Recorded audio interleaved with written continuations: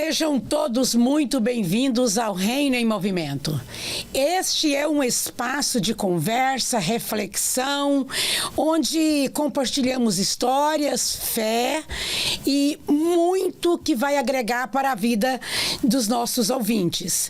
O nosso agradecimento ao Brazilian Times por esse espaço e parabéns a toda a equipe que tem tido todo o empenho, um empenho consistente junto à comunidade brasileira de Massachusetts e região, escrevendo, promovendo conexão e fortalecendo laços entre brasileiros.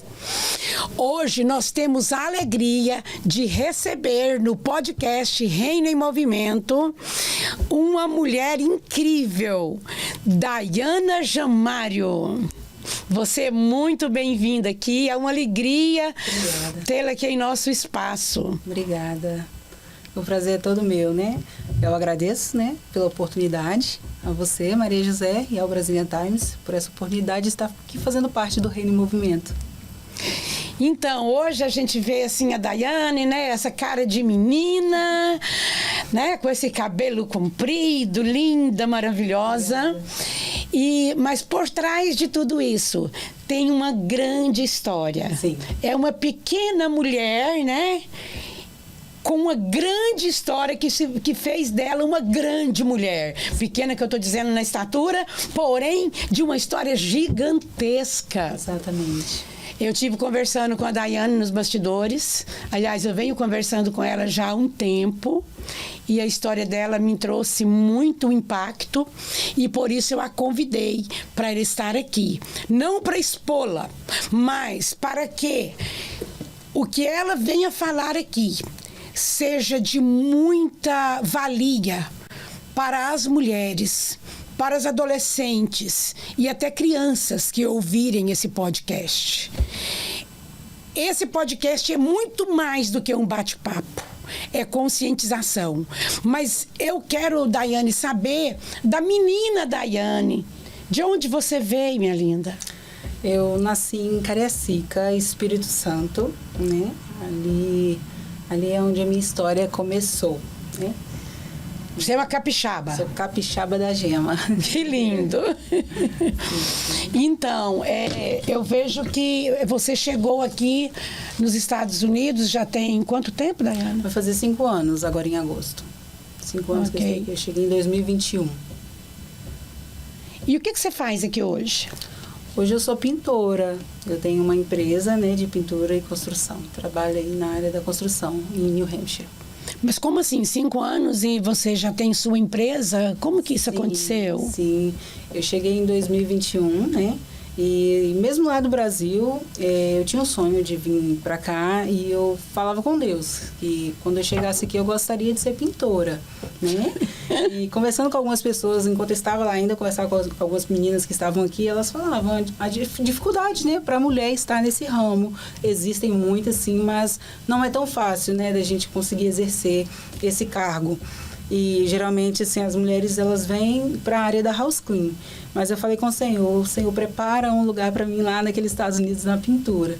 E quando eu cheguei em agosto, né, cheguei aqui no dia 3, e quando foi no dia 4, eu tive a oportunidade para fazer um teste numa companhia de pintura. Não tinha nem desfeito as malas, Daiane? Não. Estava fazendo teste para trabalhar? Sim, sim. Mulherada, olha isso, olha isso. Não procrastine a sua vida. Verdade. Meu Deus, isso é incrível. Sim, tem que ter fé, né? E, como fala, arregaçar as mangas e ir, né? Você foi lá, fez o teste e passou no teste. Sim, passei. Eu lembro como se fosse hoje. Ele tinha uma cerca no trabalho exterior e ele me deu aquela cerca ao redor daquela casa e falou que eu teria que fazer ela no prazo, né, de 8 horas de trabalho. E ele me deixou ali pela manhã, me diz o que fazer, me mostrou os primes, a tinta. E quando ele retornou no horário do almoço, eu tinha concluído o trabalho. Com a metade do tempo. Metade do tempo. Então, ele passou muito sério, ele checando tudo, olhou todos os cantinhos daquela cerca e ele falou, você está contratada. Uau! Pra glória de Deus. E ele começou. O que você sentiu naquele momento, Daiane? Gratidão. Fiquei muito feliz, muito feliz. Era o início ali de uma jornada, mas para mim, aquele pequeno feito ali, eu vi dele que eu tinha superado a expectativa dele, para mim foi muito marcante, eu fiquei muito grata. Meu Deus, é assim, né? É impactante. E agora eu te pergunto, como que você conseguiu passar num teste? Você já era profissional no Brasil, da área da pintura? Não profissional. No Brasil, eles me chamavam lá de Severino, né? Eu fazia de tudo um pouquinho, eu sempre fui muito curiosa. Tanto trabalhei na roça, né, apanhando café, plantava verdura, vendia no interior, lá na cidadezinha. Pintava pano de prato, tudo que eu pegava para fazer, eu era assim muito curiosa, então assim eu conseguia sobressair, para a glória de Deus. E em questão da minha casa mesmo, eu não pedia ninguém para fazer, eu mesmo ia lá, comprava tinta, eu mesmo pintava. Na igreja, quando foram construir um templo, eu estava lá de prontidão para ajudar, sabe? Eu sempre gostei. Meu Deus. Sim.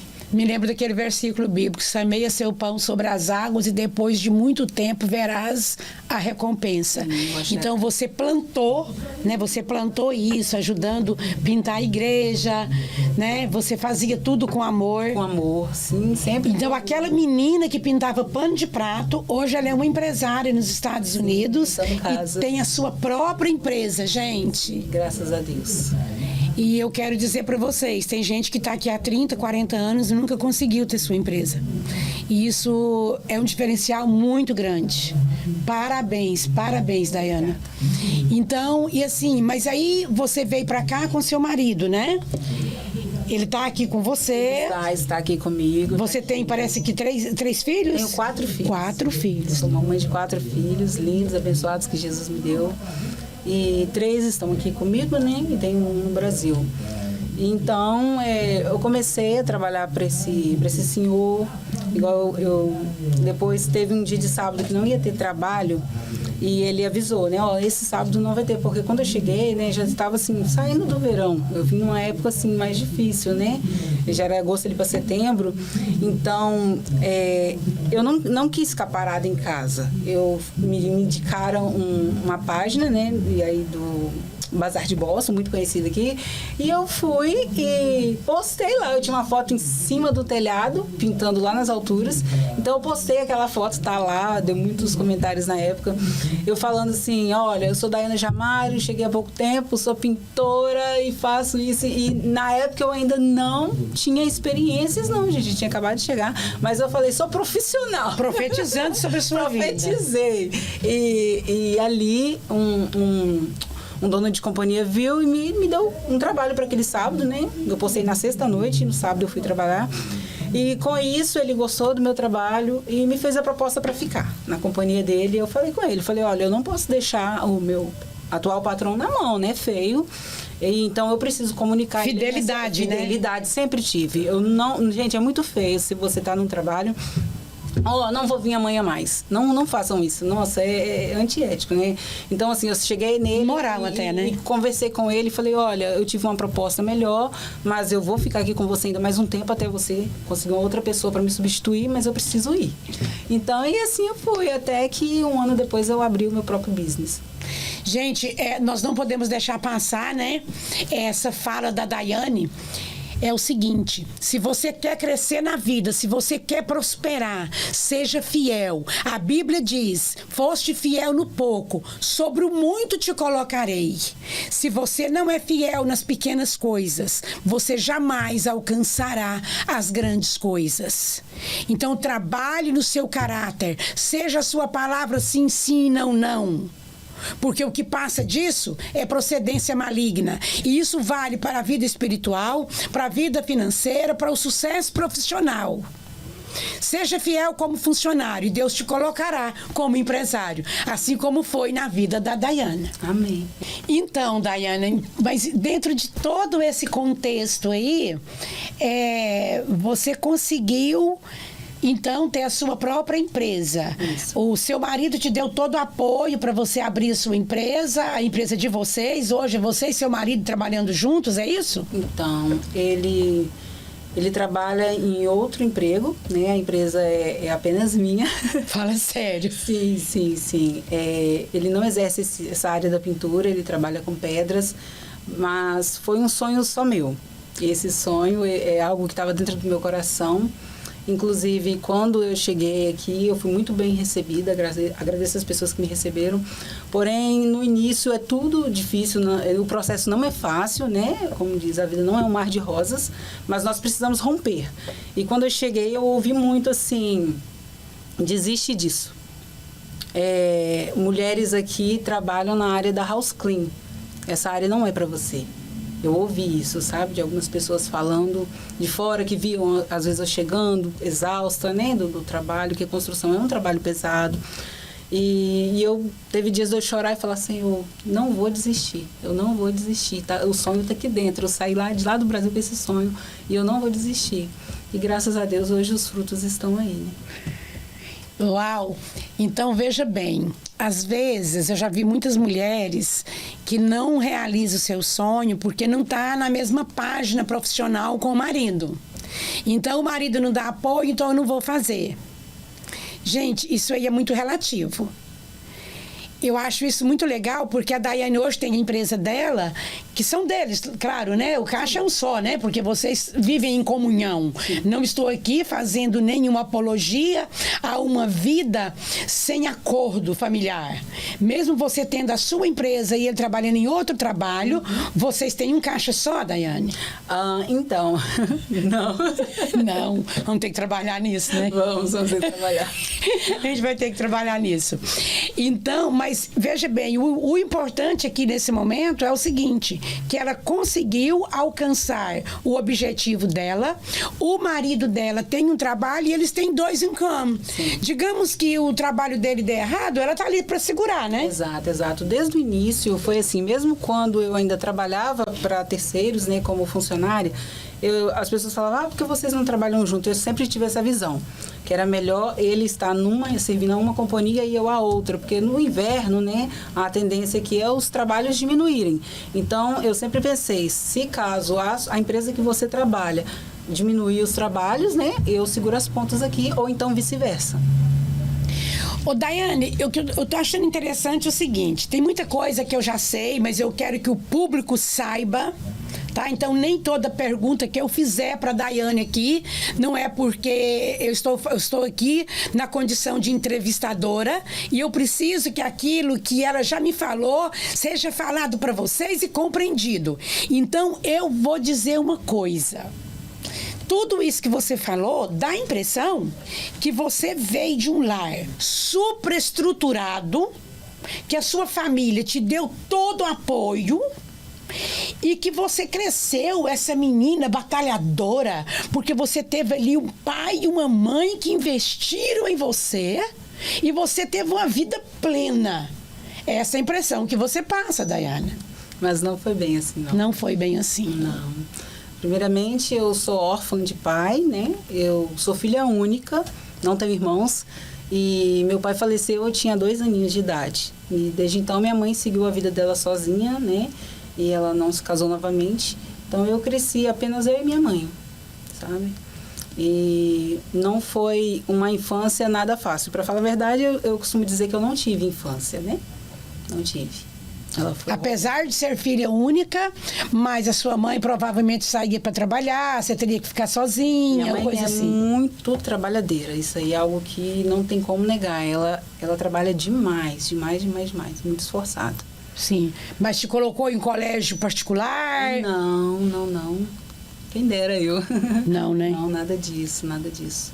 E, pelo contrário, meu processo de estudo foi muito difícil, porque a minha mãe, ela não parava em casa nenhuma, sabe? A partir dos até os 10 anos eu morei na casa dela e depois ela começou a se mudar devido a um tio ter sido assassinado, mudamos de bairro e ali começou, era igual cigano, mudava, então eu nunca conseguia entrar numa escola e concluir o estudo naquela escola.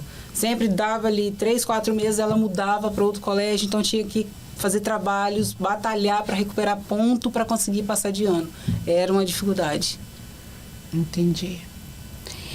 Então, gente, essa Daiane que vocês estão conhecendo agora, ela tem uma história imensa que dá um filme. E ela já tem um livro escrito. A Daiane, ela é a escritora do livro Lobo Mau Veste Terno. Isso mesmo. Lobo Mau Veste Terno. Por trás desse título existe uma história estarrecedora. Ô, Daíra, como que você... Por que você escolheu esse título, Lobo Mau Veste Terno? Durante a minha infância, eu passei por diversos abusos sexuais. E um dos abusadores, que é assim, o que mais me machucou sentimentalmente, porque tem ligação de sangue, né? É alguém da família. A lembrança que eu tenho dele é vestido de terno, sabe? Porque ele é diácono na igreja, ele serve na igreja até hoje. Então, ele me abusava e a recordação, quando eu lembro dele sempre de terno e gravata. E na minha vida, ele não foi um diácono, um servo do Senhor. Na minha vida, ele foi um lobo mau. Então, por isso, o lobo mau veste terno. Meu Deus, meu Deus. Gente, assim, é difícil até de prosseguir, né? Realmente é uma coisa que... E isso traz uma reflexão. Você está escutando isso, papai? Está escutando isso, mamãe? Lobo mau veste terno.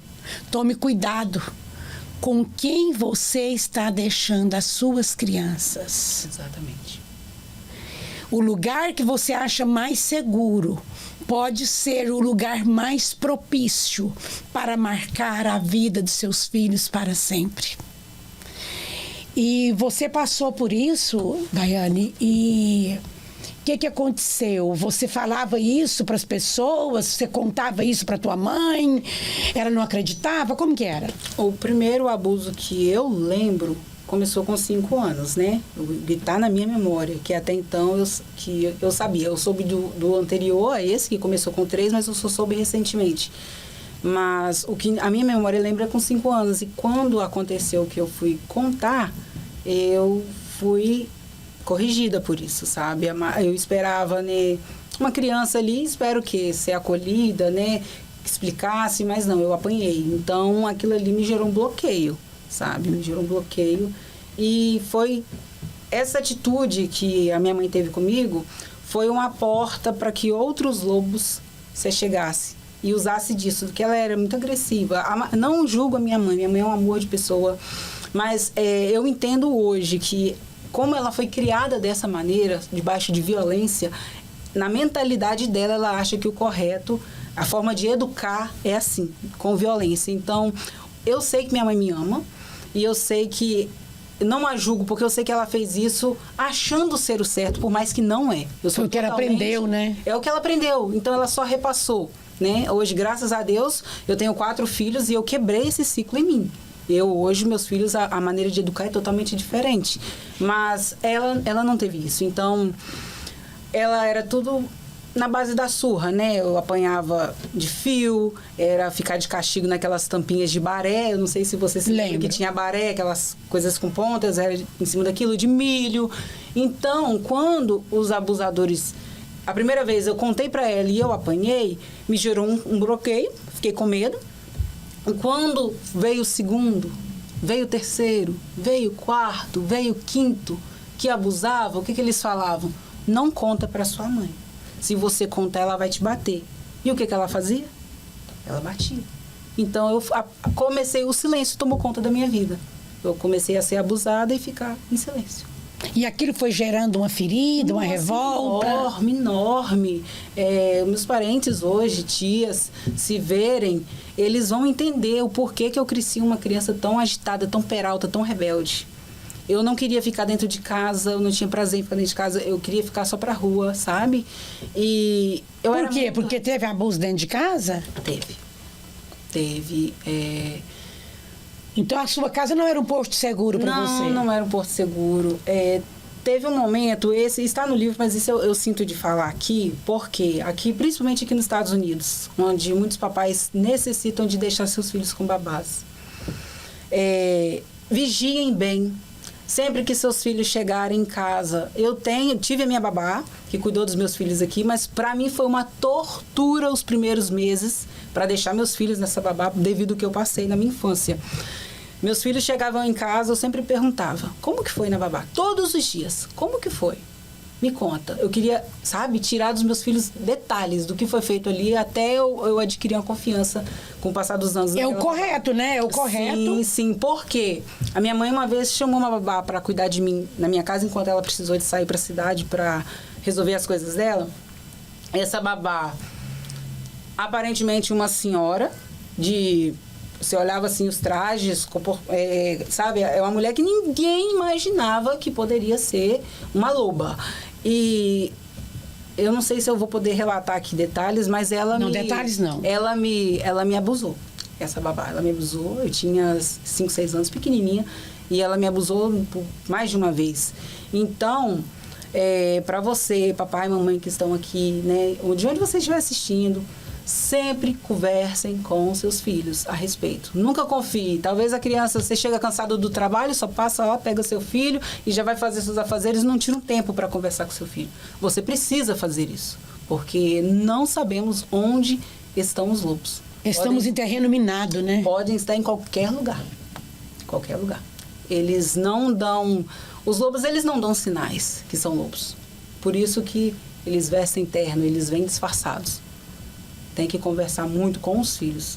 O segredo está aí. Hoje eu sigo aquela deputada Damares. Ela está tentando por leis mais severas lá no Brasil, né, contra os pedófilos. Eu super apoio ela. Mas mais do que punir os agressores, que é importante, mas mais do que isso é você prevenir para que seu filho não passe por isso. O mais importante é isso. É só com diálogo. Seu filho não pode sentir medo. Sabe? Não pode ter medo. Aquele pai que grita, que, sabe, a criança vai ficando retraída. Ele precisa ter respeito por você, mas medo não. Uma criança com medo, ela é presa fácil na mão dos lobos. Tem que sentir liberdade, né? Ô, Dayana, e assim, como que foi esse processo? Porque hoje eu te vejo como uma mulher sarada. Como que foi esse processo? Quando é que você teve coragem de pronunciar a primeira vez e tornar público esses abusos? Foi esse ano, né, através da escrita. Esse ano, 2026? 2025, no caso. Isso, 2025, começou o processo, né, de escrita do livro. Eu não sei a fé, o grau de fé das pessoas que estão assistindo, mas eu tenho fé em Deus, eu sirvo a Jesus Cristo. E mesmo servindo a Jesus Cristo, eu passei por toda uma vida de traumas e depressão, a qual, quando eu lembrava dos abusos, eu dava crises. E mesmo aqui na América, mesmo estando realizando os meus sonhos, né, de empresariais, eu ainda passava por essas crises, a sequela, né, dos abusos. E um certo dia eu estava pintando um apartamento, sozinha, trabalhando sozinha, e no horário do almoço eu abri as redes sociais para mexer no celular e eu vi a notícia de uma criancinha que tinha sido abusada e aquilo me gerou um gatilho.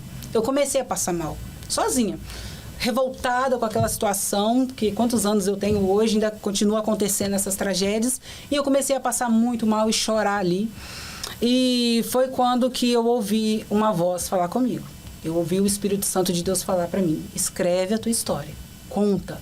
E eu não tinha coragem de vir a público falar sobre isso, sabe? Porque a gente sente vergonha, sabe? O que as pessoas vão pensar? É um caso tão delicado, né? E a gente acaba se calando. Entra ano, saindo e a gente tenta pôr uma pedra nisso, sofre sozinha.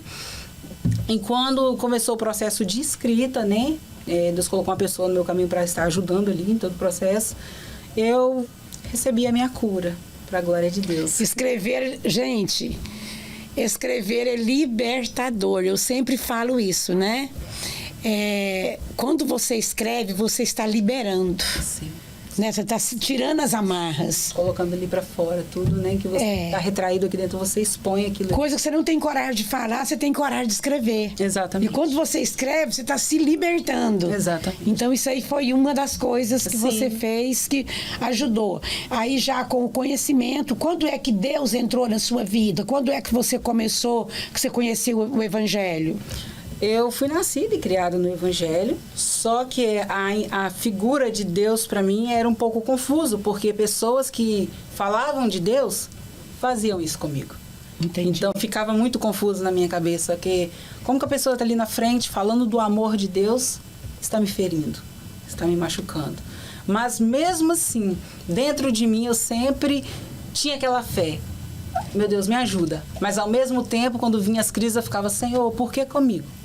O que eu fiz de errado, né? Eu era só uma criança, eu ficava no impasse com Deus. Eu sempre quis uma resposta para tudo o que eu vivi. E é algo que não tem como ter uma resposta, sabe? Eu ficava questionando Deus, às vezes culpando a Deus, né? Melhor dizendo, por que o Senhor não estava lá? Por que o Senhor não viu? E com esse impasse, a minha vida foi passando e as crises vinham. E depois que eu comecei esse processo de escrita, eu estava num carro dirigindo, ouvindo um louvor, e foi dentro daquele carro ali que eu recebi a minha cura, sabe? Era eu e Deus e a estrada. E eu vi aquela bandeira dos Estados Unidos, que até hoje, toda vez que eu passo, que eu vejo aquela bandeira balançando, meu coração dispara de alegria por estar aqui, que é algo que eu queria muito. E aquele dia eu olhei aquela bandeira e eu falei, meu Deus, a ficha caiu nos Estados Unidos. E ali eu comecei a conversar com Deus e falei, Senhor, durante toda a minha vida eu procurei uma resposta. Por que que o Senhor permitiu essas pessoas passarem no meu caminho, me causarem tanto mal? Eu sempre quis saber isso, mas hoje eu faço uma promessa para o Senhor. Eu nunca mais vou te questionar o porquê que isso tudo aconteceu. A minha oração de hoje em diante vai ser de gratidão, porque por mais que eu passei nesse vale tão terrível, o Senhor não me deixou sozinha. Hoje eu estou aqui. Hoje eu estou aqui nos Estados Unidos, sou mãe de 4 filhos, realizei o sonho de ter a minha empresa e o Senhor não me abandonou. Então, a partir de hoje, eu não te questiono mais, eu só te agradeço. E tem mais, eu decidi, dentro daquele carro, liberar perdão para essas pessoas que me fizeram mal. Uau! Não é um sentimento. Para você que talvez tenha uma mágoa de alguém e fique esperando sentir, quando eu sentir, eu perdoo. Você nunca vai perdoar. Porque perdão é uma decisão. Você precisa decidir perdoar, porque o perdão, ele liberta a você. O perdão é libertador, liberta nós mesmos. Exatamente. Quando eu perdoei e eu pronunciei os nomes, perdoo fulano, perdoo Bertane, e fui falando ali, eu perdoo. No mesmo instante, dentro daquele carro, saiu de sobre mim um peso. Foi tremendo. E desde aquele dia eu nunca mais dei crise. Eu não tomo nenhum comprimido mais para depressão, eu não preciso mais. Nunca mais pensou em se matar? Nunca mais pensei em me matar. Porque é algo que eu nem relatei. Eu tentei suicídio 6 vezes durante toda a minha vida. E isso não faz mais parte de mim. Hoje eu amo viver. Eu acordo, eu abro a minha janela, eu olho lá para fora e falo, obrigado, Jesus, por mais um dia de vida. Esse é o Deus que servimos, esse é o Deus que liberta e que faz com que as algemas caiam por terra. Se você tem uma história parecida em qualquer área da sua vida, o conselho está aí, libere perdão. Não vale a pena você dormir com aquela pessoa que te feriu em sua mente o tempo todo. Tire esse lixo da sua vida, tire esse peso das suas costas e nunca coloque culpa em Deus. Seja todo homem mentiroso e Deus verdadeiro, porque é Ele que liberta, é Ele que tira o homem da situação mais vil, é Ele que liberta a mulher, é Ele que liberta a criança, é Ele que entra na sua casa neste dia, através desse testemunho, para te libertar, para te trazer alegria de viver. O mesmo Deus que devolveu a Dayana a alegria de viver, é o Deus que nós pregamos e servimos. É muito maravilhoso. Dayana, eu trouxe para você aqui, concluindo, um presentinho. Isso aqui são os meus livros. Eu tenho mais alguns livros, mas eu tinha esses em mãos.